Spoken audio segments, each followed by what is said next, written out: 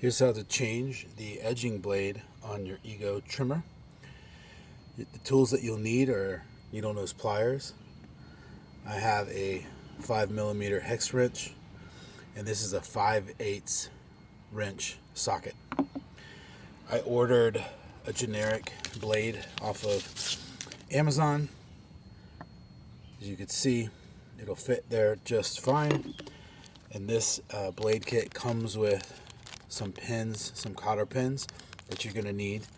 So you take your needle nose pliers and remove the old pin. Sometimes you have to break these out.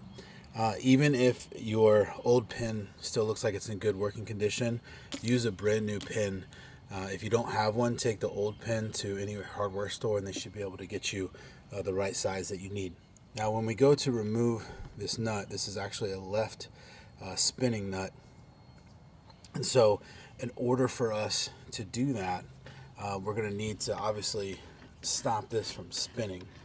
And so on the side here, you'll see if you spin it around, there's just a little slit there that you can put a screwdriver, or this hex wrench works just fine to stop the wheel from spinning.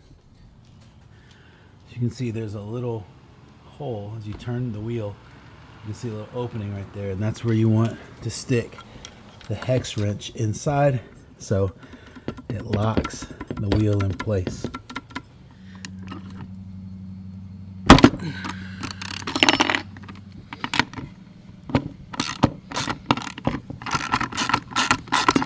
So once that nut is off, you just take the top bracket out,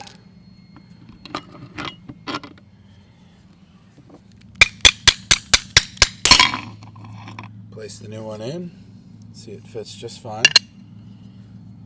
Stick it back on and just reverse.